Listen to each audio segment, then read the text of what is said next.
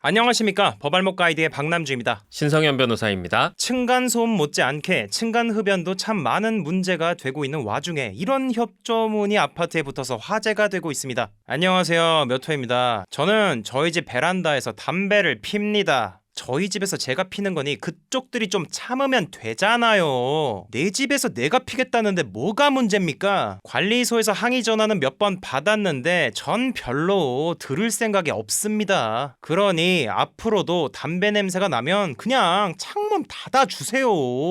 복도에 나오는 담배꽁초도 다 저라고 생각해 주시면 감사하겠습니다. 참고로 이 협조문은 제가 전층에 다 붙일 테니 굳이 소문은 안 내주셔도 괜찮습니다. 겁나 때려주고 싶은데. 신 변호사님, 이런 협조문을 쓰는 사람은 어떠한 삶을 살아왔길래 이렇게 하는 걸까요? 그러게요. 이 자기밖에 모르는 사람인데 둘 중 하나가 아닌가 생각이 들기는 해요. 첫 번째는 어릴 적부터 이 부모님이 너무 오냐오냐 키워서 이 세상이 자기 중심으로 돌아가는 줄 아는 그런 사람일 수가 있겠고, 다른 한 가지 가능성은 오히려 정반대로 모든 사람들이 자기에게 관심도 가지지 않고 자기에게 사랑을 주지 않아서 삐뚤어진 그런 사람이 아닐까, 그런 생각이 드네요. 굉장히 솔직하게 말씀해 주시긴 했는데 의뢰인 한 명은 잃은 것 같습니다. 날씨가 좋은 날 문을 열어놓으면 솔솔 들어오는 담배 연기 때문에 많은 사람들께서 고통을 호소하시는데요. 이 층간 흡연자를 법적으로 처벌할 수 있는 방법이 있을까요? 없습니다. 만들어주세요. 없습니다. 어떻게든 찾아주세요.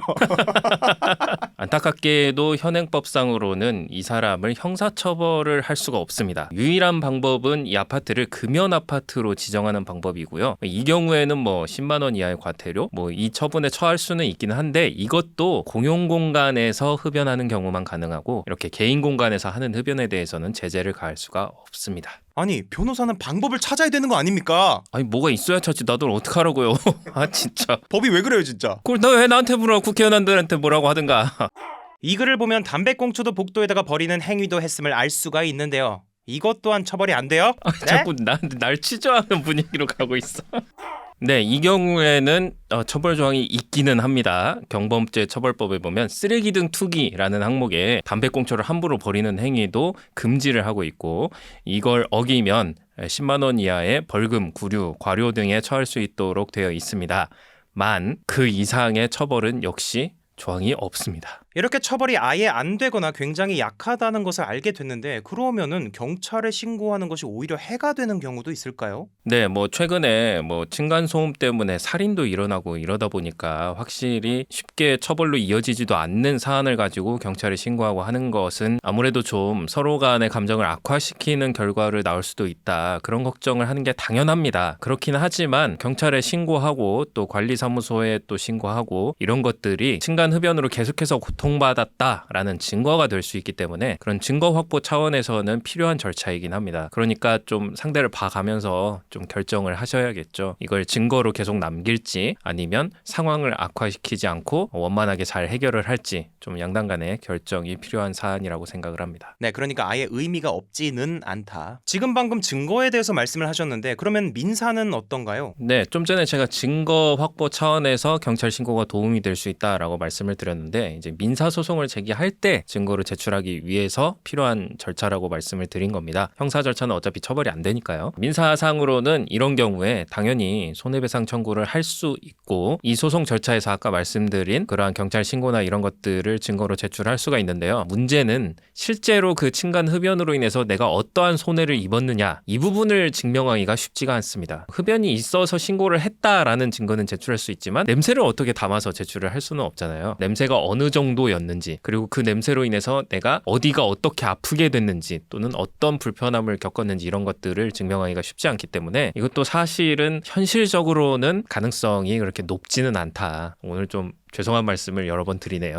네. 지난 6월 부산에서는 환풍기를 통해 담배 냄새가 퍼진다, 화장실에서 담배를 피고 환풍기 돌리지 말아달라라는 아파트 협조문에 베란다 욕실은 개인 공간이다, 좀 더 고가의 아파트로 이사를 가시든가 흡연 공간을 달리 확보해 주세요 라는 메모가 붙기도 했었죠. 이렇게 배짜라는 식의 사람들이 생길 수밖에 없는 현재 국내법 상황을 신 변호사님으로부터 자세히 설명 들었는데, 그럼 뭐 어쩌라는 건가요?